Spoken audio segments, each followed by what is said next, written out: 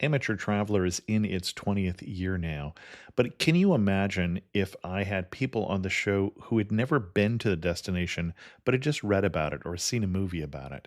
That wouldn't make any sense at all, and you wouldn't listen. We all know how important it is to receive advice from people who know a destination to get the most authentic local experience. And a great option for experiencing this is Explore Worldwide and their authentic small group adventures, led by local tour leaders, perfect for solo travelers who want to meet like minded people with a desire for adventure. I'm often an independent traveler, but two of my last three trips were with small group tours because they organize everything and it's a lot easier. If you want to recreate the tour I did to Malta, they have a Malta and Gozo Discovery Tour. I'm intrigued by one of their tours called A Taste of Sicily. The company again is Explore Worldwide, and visit exploreworldwide.com to learn more. And thanks to Explore Worldwide for sponsoring this episode of Amateur Traveler. The nights are long, the days are short, and the weather is chilly to downright cold, depending on where you are. It's a good time to slip into a Quince iconic Mongolian cashmere sweaters, which start at only $50. You can treat yourself to everyday luxury at an affordable price with Quince. If you really want to dive into luxury, you can check out their leather handbags, washable silk shirts, and European linen sheet sets. Whatever you're looking for at Quince, all the prices are 50 to 80% less than similar brands, and they do that by partnering directly with top factories and cutting out the middleman. They only work with factories that use safe, ethical, and responsible manufacturing processes. And of course, they use premium fabrics and finishes for that luxury feel in every piece. But you've already heard me rave about my Quince travel pants. Treat yourself this winter without the luxury price tag. Go to quince.com/traveler for 365-day returns plus free shipping on your order. That's QUINCE.com/traveler to get free shipping and 365-day returns. Quince.com/traveler. And thanks to Quince for sponsoring this episode of Amateur Traveler. Got my bags packed, I'm on a roll. I'm heading out there and I'm ready to go. Looking real good in my passport photo. Oh, no. Amateur Traveler, episode 278. Today, the Amateur Traveler talks about deserts and mesas and pueblos as we go to the American Southwest and Four Corners. Got to sit in one more cafe. I know that I should be heading home, but maybe not today. Welcome to the Amateur Traveler. I'm your host, Chris Christensen. Before we get into this week's interview, I do have three news stories for you. In the first news story, you know how so many bags tend to look alike and you have to be careful you get your bag? Apparently, that also happens sometimes to caskets.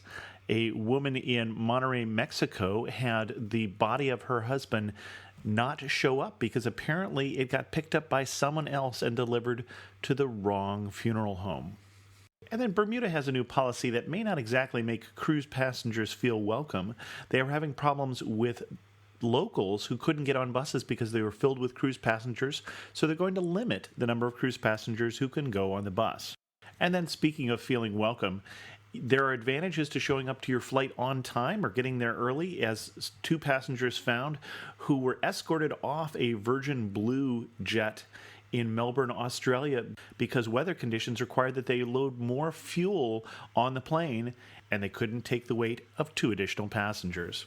For links to all three of those stories, check out the show notes at amateurtraveler.com. I'd like to welcome back to the show Erik Smith, who's come to talk to us about the Four Corners region of the American Southwest. Erik, welcome back to the show. Thanks, Chris. And I say welcome back to the show because Erik was just here a few days ago because we recorded this whole thing and I forgot to press the record button. So sorry. Let's give it a second shot here and hope it was just as brilliant as the first one. And then also Erik has been on the show 3 other times, if I have the correct count, talking about national parks, Michigan, and Yellowstone, not in that order. That is correct. So, Four Corners. Why should someone go to Four Corners, and what do we mean by that?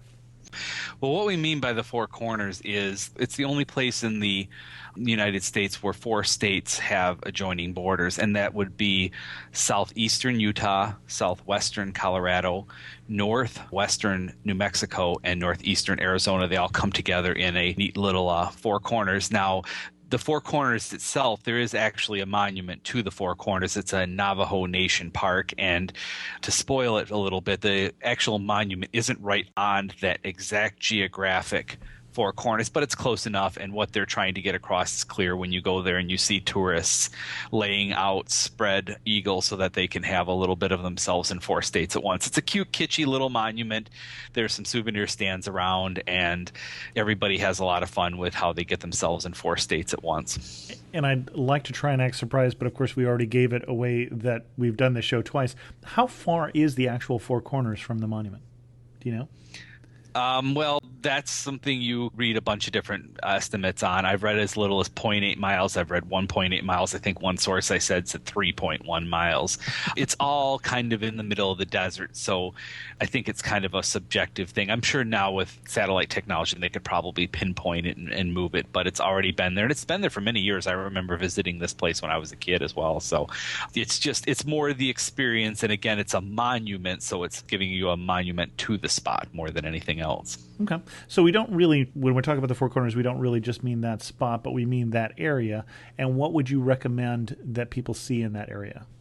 The Four Corners area itself, if you were to go out and look for a map of the Four Corners and you were to get 4 or 5 different maps at a bookstore, it'd probably have 4 or 5 different ranges to what the Four Corners is. So I've generally drawn a boundary as to, I picked out a spot in each state that I think is a cool spot to visit, and I've made that my outer boundary of the Four Corners area. For example, I'm going to start in Utah, and I picked out Arches and Canyonlands National Park, which are quite a bit north of the actual Four Corners monument. They're up by a town called Moab. And I picked out Arches and Canyonlands because as far as national parks go, they're both really spectacular. Arches is about 2,000 stone arches that have been formed by wind, erosion from wind over the years.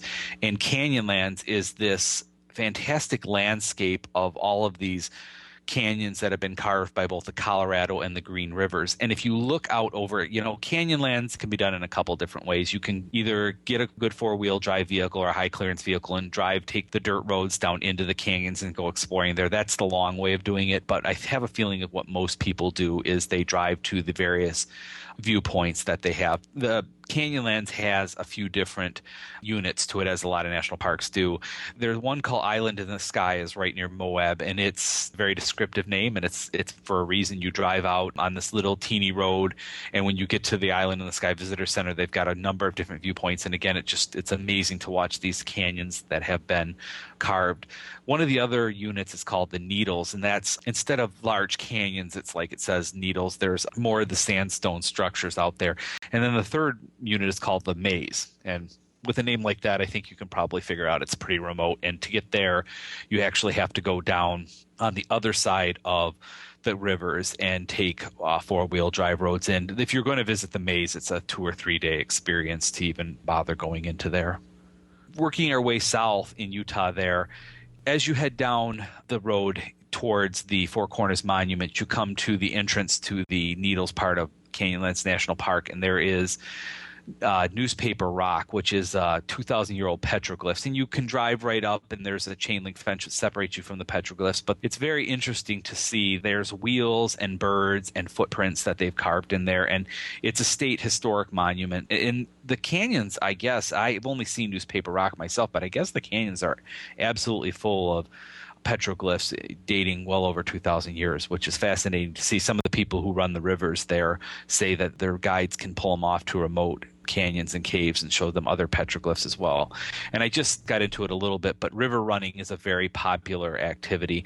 You can run 1 of 3 rivers: the Green River up by Arches and Canyonlands out of Moab, also the Colorado River, of course, which is the major river of the area, but down further south by 2 towns called Bluff and Mexican Hat, you can get with outdoor outfitters, and they can take you river running on the San Juan River, which is, of the 3 rivers, is the calmer and more easy, more family-related one. Also in southern Utah is Hovenweep National Monument. The Four Corners area is very rich in Native American ruins. When we get to Colorado, we're going to talk about Mesa Verde, and Mesa Verde is one of my favorite national parks, and it is a very dramatic setting for these ruins that are on a cliff face, and they're, like I say, very dramatic. At Hovenweep National Monument, the ruins are out on a plain. There are some very, very small canyons where these ruins have been built near, but it's a completely different lifestyle. And it's just as interesting to think, if you're seeing both sites, you'll look and say, well, it's obvious to me why the people would choose to live in a place like Mesa Verde, but it's not so obvious to just the common eye as to why they would build their homes out on this flat plain and this flat baking plain in basically the middle of the desert. It's hard to fathom why they would do that. And when you see those ruins were abandoned pretty quickly, then you can understand why. The final thing in Utah is Gooseneck State Park. There's a absolutely fantastic viewpoint there called Mully Point. Gooseneck State Park, it takes you down this very dirt and rocky road. And a lot of the roads in this area are meant for high clearance vehicles. In dry times, you can get by in a regular rental car or a regular, any car that you take out there, you can get by in it. I was in a van and still driving these roads, you hear the pinging underneath the van, and it's quite loud, and their roads are really rough. But the viewpoints you can get, especially Mully Point out in Gooseneck State Park, it's where the San Juan River changes its course back and forth, back and forth, back and forth. And as you can tell by the name, you can see a 10-mile stretch of the river in just this small little viewpoint that you look at, because the river meanders so much that it's carved out the name Goosenecks gives it away. Also at Mully Point, you can look over the Arizona border and see Monument Valley, which we'll talk about when we get there, as a place that has all these fantastic rock formations. Probably a good point to say that this is a place you're going to need a car. Yeah. If you're waiting for the trolley or the subway, you're going to wait a awfully long time. Yeah, a car is necessary, really, really necessary here. Public transportation is just really non-existent in this area. Now, there aren't a lot of big towns in the area. We can talk about Moab, Utah, which I said is right on the borderline of being outside the Four Corners area. But there are commuter flights to Moab from both Denver and Salt Lake City. There's also commuter flights to the airport that is down by Durango, Colorado. And then the next closest place is probably Albuquerque, New Mexico, which is quite a ways away. So, if you're coming from another part of the country, you're going to have to fly into a very small airport and rent a car. And again, if you're somebody who likes off-roading, then you probably have your own off-road vehicle, so that a lot of these areas, the people who are into off-roading are going to really find themselves in a paradise, but you're going to have to obviously bring your own vehicle designed for that out there. What I would say from my trip down to Arizona, and I went to the other half of the state, the western half of the state, but you're still talking about a place that you want to make sure you've loaded up your tunes on your iPod, because you may not even get a radio station. No, yeah, you're driving across vast areas. Of the four, I would say that Arizona is probably the most wide open, and the whole northeastern part of the state there, which butts up against the Four Corners Monument in southern Utah there, is land owned by the Navajo. It's the Navajo Nation Reservation, and it is, like you say, you can drive for hours and just see the flat, expansive plain ahead of you. And the sites in Arizona are much further drives. Now, from Moab to the Arizona border is also quite a drive as well, but I don't think in any of the states are the sites as spread out as they are in Arizona. That is a really good point. You have to really want to be able to do some driving. A lot of people, I think, include a lot of the sites from the Four Corners area, like the ones I'm going to mention here in a minute. They include these in a trip to the Grand Canyon. I didn't include the Grand Canyon in the Four Corners area because if you're really going to try to get into this area that we're discussing today, the Grand Canyon is worthy of its own trip. Sure. So if you're at the Grand Canyon, to make a quick run out to the Four Corners area to see a couple of these things, you probably want to save that for a voyage another time. And before we start talking about Arizona too, I think it'd probably be good to talk about Arizona. We mentioned that it's high, it's flat, it's dry. What time of year would you recommend people go? Well, I was there in May. I've been there in May, and I've also been there in early June. And in May, it was really, really hot, especially the Arizona portion was still really, really hot. And also the Utah portion as well. Moab during the summer averages well into the 90s. And we're talking Celsius. No, that's not true. No, if you're talking Celsius, you'd be frying pretty good. But no, it's hot. And By the same token, though, when we visited in June, we drove through the Arizona part and were very warm, and then we drove into the mountains in Colorado, and we had a freak snowstorm at 10,000 feet. I think wintertime would be better for Utah and Arizona, but the more mountainous parts are in Colorado and New Mexico, and those you may have some roads completely closed by snow if you visit during the off time. So shoulder season, May and September might be the best. May and September would be great. Yep. My guess is, and I haven't been there in late September, early October, but my guess is the mountains in New Mexico and Colorado, especially in Colorado, the fall colors are probably pretty spectacular in Colorado during the fall season as well. Okay. And then you started to go into Arizona. Yeah, Arizona's tough because there are sites right near the Four Corners Monument that are great. You don't have to drive a long way for them. A couple that are just a little further out, the Petrified Forest National Park, which includes the Painted Desert area, which the Petrified Forest is really fascinating in its own right, but the colors of the Painted Desert are just outstanding and well worth a trip. That's quite a ways away from the monument again, a couple, 2-3 hours drive at least down heading towards Phoenix. It's quite a ways away, but I've taken that as kind of my outer part of the Four Corners area in Arizona. As you get closer to the monument itself, there is Canyon de Chelly National Monument, and Canyon de Chelly is a unique national park because it's owned both by the National Park Service, the American people, but also it's actually technically owned by the Navajo Trust. There's sort of a joint ownership issue, but this is one of the unique national parks where the land has actually been given back to the Native American people of the area, the Navajo, and they really do manage it. Canyon de Chelly is not the Grand Canyon, but it is a spectacular canyon in its own right. It is not as deep as the Grand Canyon, but it is more used than the Grand Canyon. For example, there are also some Indian ruins down in the canyon itself, but there are still cultivated fields in the canyon. And Canyon de Chelly can be done in two ways. You can drive around the rim drives. There's a canyon to the north and a canyon to the south. And as the National Park Service always does, they both have great scenic drives. So you can drive the scenic drives, pull up at viewpoints, look out over what's below you, and take really great pictures of the canyon.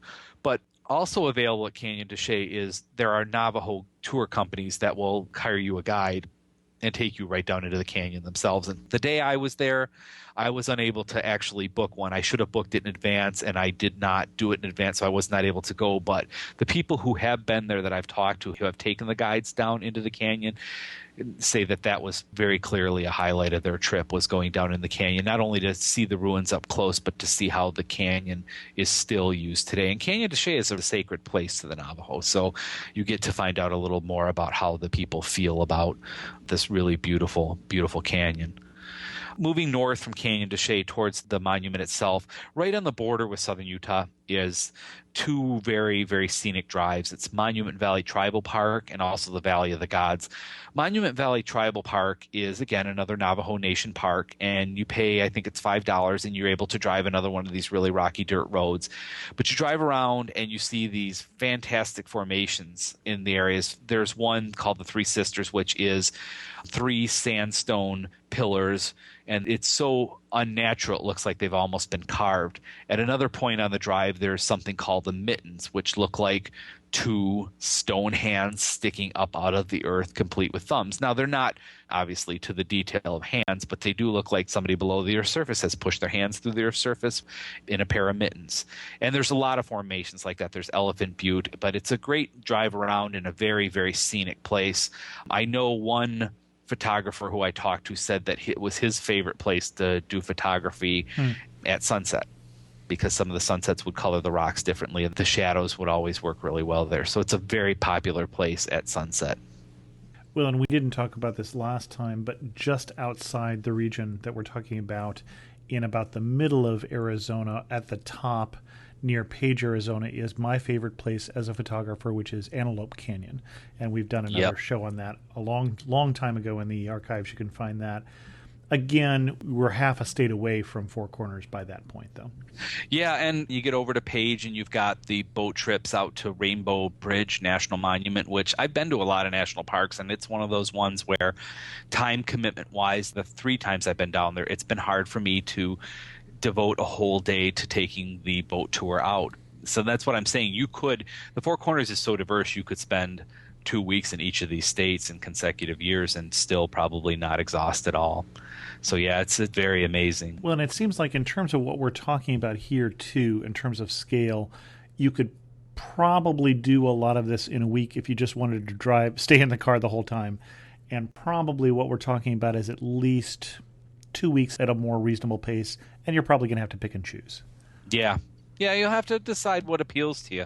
A lot of people can do that different ways. You read what you find fascinating or what you read on the internet. You listen to an amazing podcast about the area and choose what things appeal to your interest. And then also what I always find, and I found this when I went to Israel last year on a trip that was inspired by the Amateur Traveler. I took a lot of what the guests there said and incorporated that into my own trip. But as I got further trip planning, I would look through books and I thought, boy, this looks really neat. And he didn't talk about this, but this is something I've got to see. So that's with the availability of the internet now, you can look online and say, boy, that is just something I absolutely have to see. And one thing we have briefly touched on is the fact that this area is really, really rich in unique outdoor opportunities. We mentioned the river running in the Utah section and the Navajo tribal guides in the Arizona section. But there's also a company out of Moab that does hot air balloon rides. Moab, it has one of America's finest mountain biking cultures. Absolutely. So you can go there, and there's a famous trail called the Slick Rock Trail, which a lot of people go and do.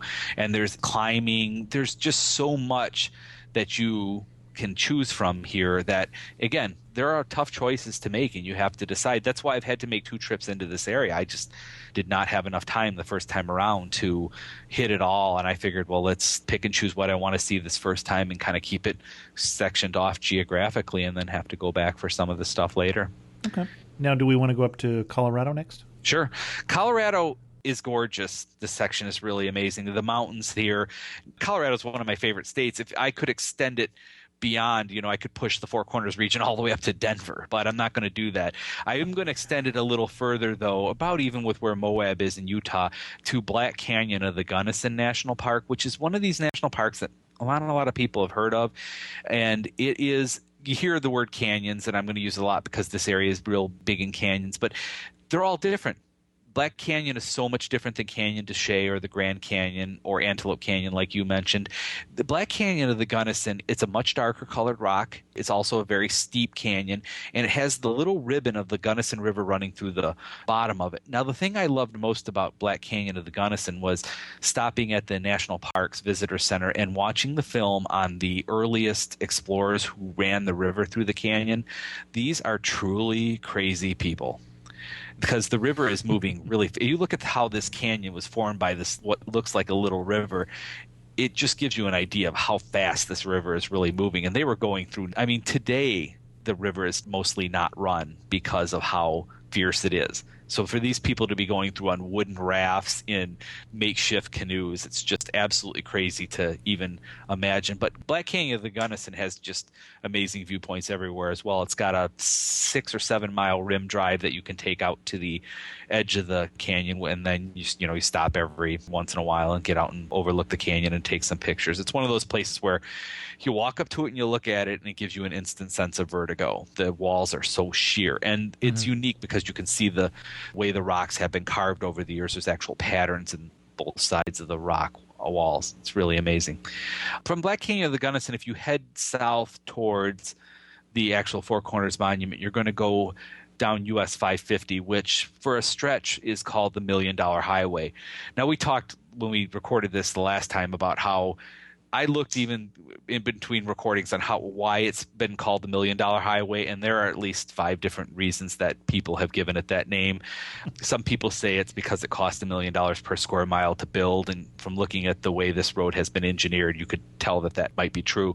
But I'd say I like the $1 Million name because the views on it are $1 million views. Everywhere you go, every corner you turn, you have these amazing snow-capped mountains and then the small mountain streams and the small mountain lakes. And it's just a really unique area. And along the $1 Million Highway are some old silver mining towns, one called Silverton. And Silverton's a National Historic District now. And it's very touristy, of course, as you would figure from a place like this. But it's all these buildings that have been kept over the years from the silver mining rush in that area. They're all very unique. This town hall in Silverton is a big stone building that you can tell is obviously very old, but has been very well maintained. And Silverton's a great place for kids because it's in the mountains, so it's not the OK Corral type Wild West, but there's still a very Old West feeling to Silverton. And Silverton, between Durango, which is the biggest city in the area, and Silverton, there is the Durango and Silverton Narrow Gauge Railway, which is a great excursion to do it. We talked about looking for feelings of the Old West. Well, what's more Old West than taking a train through the mountains between two former mining towns? Now, this is something that I know a lot of families enjoy a lot, but it's also can be a very expensive excursion as well. I think the price I quoted last time was it can be almost $200 a person depending on the excursion that you take. And that really surprised me when you quoted that price too. I mean, yeah, more expensive than usually those are. Yeah, I believe that's the higher end package, but there are cheaper ones as well. But this still is going to be an expensive excursion either way. But I have a feeling, now I have not done it since I think we did this trip when I was 12, when I was younger. So I remember it being very cool. Obviously, I don't remember my parents wincing as they walked up to pay the ticket price. But it's one of those things where I would imagine the experience, if it wasn't worth it, they wouldn't be able to charge that much and it wouldn't be nearly as popular. Almost every guidebook, almost every internet resource about the area talks first about the Durango and Silverton Narrow Gauge Railway. So I think that that's one of those things that people find really well worth it. And then heading towards the monument from there, you get to Durango and you have a choice. You can go south into New Mexico, or you can head west towards Cortez, Colorado, which takes you towards Mesa Verde National Park. Now, Mesa Verde National Park is, as I've mentioned, one of my favorite parks. The setting is amazing because you get to Mesa Verde and you drive up this little windy road. Mesa Verde, obviously, this is my very limited Spanish, is Spanish for green table. So you drive from the base of these mountains. You can see the mountains, and it says Mesa Verde National Park here, and you can't see any Indian ruins when you look up at the elevated part of the mountains there, but you take this little winding road up into the mountains, and it's quite a drive. It's 15 or 16 miles up into these mountains, and you get up into the mountains, and you pull over at the Farview Visitor Center, and you book your tours to one of the ruins. You don't have to book a tour, but I would highly recommend it. And then you drive further down the road, and you get out of the car, and you're still thinking, well, it's a very pretty area, but I haven't seen anything. And then you come to this overlook, and you look down into these smaller canyons, and right on the cliff wall there, in an indentation in the cliff wall, is what looks like a mini city or a mini apartment complex built with all these different buildings of different sizes. And again, it's like a little mini teeny city built into the side of the cliff itself. And some of the tours do some really neat things like taking ladders to get there. The one that I specifically think about is the Spruce Tree House, which is available on a self-guided tour. It's the one I did last time I was there in 2009, where my father and I were able to walk down the one side of the canyon with glimpses here and there of the ruins themselves, and then through the base of the canyon in this very lush green area, and then up the other side a little ways, and then onto the platform where the ruins are themselves. And you can't climb around in the ruins, but you can walk around in front of them, and it's just an amazing experience. I'm sure the question that they get most is, how could these have been abandoned? And the simple reason for it is, well, we don't know.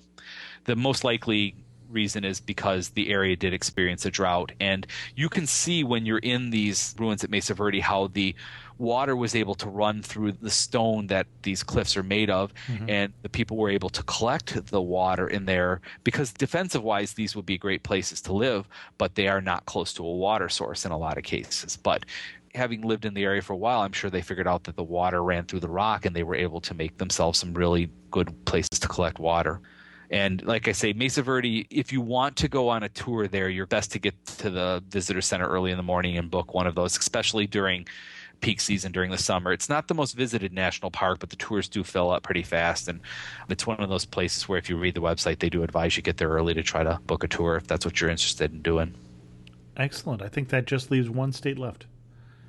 It does. It leaves New Mexico.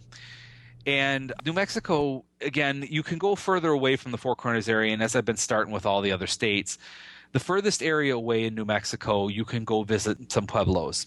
Now, there's Taos Pueblo, which is a long ways away. That's over towards the middle of the state. If you head south, there's both Acoma and Zuni Pueblos.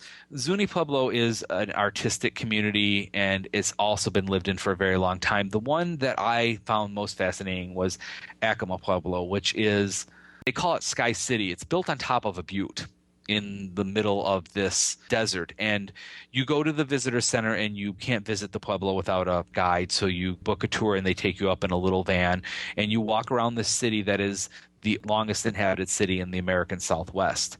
And it's unique. Now, the buildings have all been modernized a lot, but it's a very dramatic setting for a city to be built on top of a butte. Cliffs all around, obviously a great defensive place. And that was one of the tours that I found just was really enjoyable. And you can't see it without a tour, but I wouldn't have wanted to be there without a tour. Heading north in New Mexico towards the Four Corners Monument, as we've done with the other states, is Chaco Culture National Historic Park. Now, this is another, like Mesa Verde, it's a UNESCO heritage site. And Chaco Culture is kind of unique because you read the website and it talks about how we've talked about the rough roads. And this is another one where you have to take a rough, unpaved road for a long time out. And there's many warnings, not only on the website, but on the road as you're heading out towards the canyon itself, saying in wet weather, don't try to take this road because as a lot of desert regions, a lot of part of the road will flood. There will be these flash floods in the area. So you get on this road. My father and I, when we visited in 2009, we drove out to the road and we saw all these warnings. And it was an overcast day. There was no rain in the forecast, but it was overcast. Yet still, we looked up at the sky and thought, let's just get to the canyon. Well, when you get out to the canyon itself, and it's a pretty fair drive of 20 or 30 miles out to the canyon itself, when you get to the national park boundaries, it's a paved road. And Chaco Culture is different from Mesa Verde in that it's not dramatic like the canyons are at Mesa Verde or at Canyon de Chelly. It's a more wide open canyon, and it's a nice cross between Mesa Verde and what we mentioned in Hovenweep, whereas the ruins there are built out more in a flat area, including one of the largest I have ever seen, which is called Pueblo Bonito, which covers over 2 acres. And Chaco Culture is another one of those places that was very sacred to the people who set it, and it was one of the ones that was inhabited the longest. It was inhabited between 900 and 1150 AD. So you look at Hovenweep, which was inhabited for not even 100 years, and Mesa Verde, same thing in the 100-year range. Yeah, but you look at Chaco Canyon, there was well over 250 years from the best that they can determine. And it's still very sacred to the Hopi and the relatives of the Pueblo people.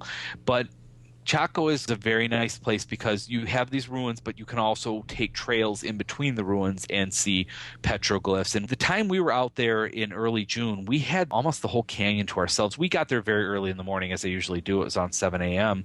when we first pulled up and saw some ruins even before we visited the visitor center. And we had the place to ourselves for a good 2 hours, and we saw an abundance of desert wildlife. There were lots of lizards. There were these small little rabbits, which I never did find the name out. And it was a really peaceful setting. And at that time, you could look at it and say, I can understand why people would choose to live in this particular canyon. And it's one of those sites where you have to put a little work in to go see it. But when you get out there, I think you can instantly understand why it is got the reputation it does. The last thing I guess I would mention about New Mexico is there's another small national park site up near a town called Aztec, up near Farmington, New Mexico, which is one of the bigger cities in the area that it's where you'll have to go for your food and for your lodging and for your modern amenities. It's called Aztec Ruins National Monument. And the highlight of Aztec ruins, now obviously the Aztecs never lived in New Mexico. So the name, it kind of honors the first discoverers of it, showing you how little they actually knew about what it is they'd stumbled upon. They'd assumed somehow or another the Aztecs made it all the way up from Central and South America to settle in New Mexico there, when it wasn't that at all. It's an ancient Hopi site. What Aztec ruins provides you is an opportunity to see what a reconstructed kiva looks like. Now, a kiva is a ceremony. It's a Hopi word for ceremonial chamber. And you'll see the kivas in all of the sites that I've mentioned before. I don't remember seeing one in Hovenweep, but I know Mesa Verde has them. I know Chaco has them. And you see them, and they are these very large, round stone pits that were built. You see what they look like now as ruins. What Aztec ruins lets you see is what they believe one to have looked like back when these ruins were inhabited. The reconstructed kiva at Aztec ruins is, again, it gives you a glimpse into something you would never have imagined you would see. You see them at all the other sites, and they're the round stone pits, but getting down inside that reconstructed kiva, it gives you kind of an idea of what anthropologists thinks the inside of kiva is from what written descriptions they do have, what the inside of an actual kiva looked like. And it is a ceremonial chamber. There are a couple of places where there were fires lit as well, and the light is very unique. A couple of the pictures that I took when I was in there, there's a small slits in the ceiling for light to shine in, and you're able to stand in the light. And it does have a very spiritual feel to it. Even if that's not your particular religion, it does have a very spiritual feel to it. And again, it's something that is unique in the national parks. It's not something that seems to be offered by a lot of the other Indian ruins parks. They don't go heavily into reconstructions on a lot of these, which has its good and bad points. It does leave a lot to the imagination. In this whole area, the best day you had? The best day I think I had in this area would be, I love traveling with my dad. It's a father and son bonding thing. Somebody like me, there's obviously a genetic of travel there. My parents have traveled all over the world, but my dad and I travel together sometimes, just the two of us. And we had a great day where we took in Mesa Verde in the morning, and it was real rainy in the morning. In fact, we left our campground in Cortez at 7 a.m. and it was just pouring down rain. And we got all the way up on top of the green table, and we looked down over the ruin and we thought, well, we really don't want to walk down this in the rain. And we went back and sat in the van for a while, and then all of a sudden it cleared, so we were able to walk down into Mesa Verde. And I'd visited there a couple of years before by myself, but I had visited there with my family when I was 12 or 13. And that was one of those experiences, reliving it with my dad all these years later. Seeing Mesa Verde was one of those things that built my love of travel there. And here I am again experiencing it with my father. And then later in the day, we drove north through the $1 Million Highway, and we got into the 10,100 foot Molas Pass, which is the highest point on the $1 Million Highway. And we experienced a snowstorm. So we had rain and a snowstorm, and then we drove further on, and very late in the evening, we came to Black Canyon of the Gunnison National Park, and we had just a brilliant sunny with a beautiful clouds day and a perfect picture weather. So we experienced just about every season and 3 completely different kinds of areas all on one day. Now, we did a fair amount of driving, but boy, we got quite a taste of what the area had to offer in just that one day. You mentioned camping. We should really say that this is probably a better vacation if you like to camp. I think when we talked before, you said there aren't that many hotels in this area. There's some in a couple of different cities, but it is a better place if you're comfortable in a tent. Comfortable in a tent, there's some decent campgrounds. If you're a hotel person, it doesn't eliminate the area for you. It just probably will mean you'll be driving further. Because, again, we did mention the towns are limited. Moab, Utah has quite an infrastructure for tourism. So does Cortez and Durango, Colorado. And then I mentioned Farmington, New Mexico also has pretty good. On the Arizona side, there's not a lot of anything. The Canyon de Chelly, there's a small town not even really a town, at the beginning of where Canyon de Chelly starts, and they have a couple hotels there, but the hotels are a lot farther between. Now, the Bureau of Land Management and the National Park Service both operate campgrounds, and these are not luxurious campgrounds by any stretch, but they're in areas that you'll remember camping in forever. They're beautiful. It provides a really rustic experience. It's really getting into what this area is all about to be able to camp in these areas. And again, in Colorado, you're going to be camping in mountains. In Arizona, you'll be camping in the desert regions or in a canyon. In Utah, same thing. You'll be in an elevated, a higher up desert, a 6,000 foot plain where there's desert as well. But yeah, if you're looking, camping is a great way to experience. And I know that's not everybody's cup of tea, but it is certainly a way to really experience the area. Okay. This is already going to be a longer episode, so we're probably going to wrap this up relatively quickly. But one picture that just really is emblematic for you for this area. I mentioned Gooseneck State Park in Utah, and there's a picture of me sitting out on this little promontory over where you can see the goosenecks in the background. And if you look closely in the picture, you can also see into Monument Valley. Besides the fact that I'm sitting in an extremely goofy little pose there, it's something I look back and you can see it on my face. I have a lot of satisfaction. I'd read about this place for so long, and here I am experiencing this place that I've read about. And Gooseneck State Park isn't the easiest place in the world to find. And here I am experiencing this viewpoint that I'd only to this point read about. And it is everything the Southwest has. You're in an elevated place. You're overlooking beautiful sights in 2 different states. It's quite a viewpoint. And I have that picture on my wall in every place I've ever lived since then. And it's brings back a lot of fond memories. And I'm going to try this question out. One sign you saw that made you laugh? There was one place in Arizona where I saw a rattlesnake crossing sign. Oh, gosh. I was running up against the time restriction, so I didn't go back and take a picture of it. Boy, that would have been a priceless one to have. Yeah, it said rattlesnake crossing, and I thought, well, I mean, most people aren't really going to be upset if they run over a rattlesnake, rather that than the rattlesnake get them. So, but yeah, it made me laugh. I thought, yep, only in the desert Southwest in America are they going to warn you about a rattlesnake crossing. Excellent. And then our final two questions? I've had them before. Yes, you have. In fact, on this very episode. Yes. You really know you're in the Four Corners area when what? When you're driving up a hill, and when you get to the top of the hill, you know what's going to greet you at the top of the hill is going to be this amazing viewpoint, this amazing panorama, whether it's in Colorado and its mountains, whether it be in southern Utah or Arizona, where it's a vast desert with the heat waves coming off of the concrete in front of you and splendid formations on each side of the road. You just, every time you come up over a hill, there's going to be something that's going to make you go, wow, that's just really amazing. And it happens so many different, every one of these states has those roads where you come up over a promontory and you see just, you know it's going to be there, but still every time you're just amazed at what you see. And if you had to summarize the area in 3 words, what 3 words would you use? I guess the 3 words I would come up with most would be mountains, canyons, and ruins, because despite everything that's available in the Four Corners area, you're going to see a lot of those things, and each of those things are going to differ from site to site. The mountains of Utah are different than the mountains of Colorado. The ruins at Canyon de Chelly are different than that at Chaco or Mesa Verde. And, you're going to have the opportunity to see those 3 things, but in lots of different varieties. Excellent. Erik, thanks so much for coming back on the show and taking us to a remote part of the U.S. Thanks for having me back, Chris. In news of the community, I got an email from Rob who said, my wife and I have been fans of the Amateur Traveler podcast for a few years now. Whenever we are traveling to a new location, the first thing that we do is look for an episode on that location. You have proven to be an excellent resource.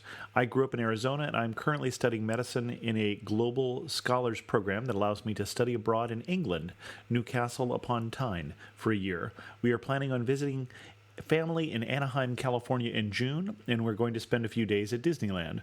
While walking to school this week, I listened to your 2 podcasts on Disneyland, and while they were informative, they seem a little dated.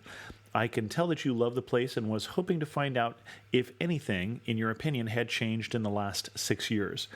I have heard good things about the new shows that have recently started. Do you have any plans on revisiting any of your favorite destinations in the form of an updated podcast? I personally would love to hear another Disneyland podcast before we visit.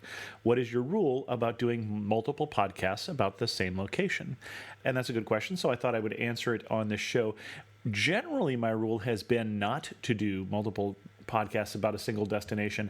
The 2 places that I have violated that rule are Disneyland and Disney World, because we've done 2 shows on each.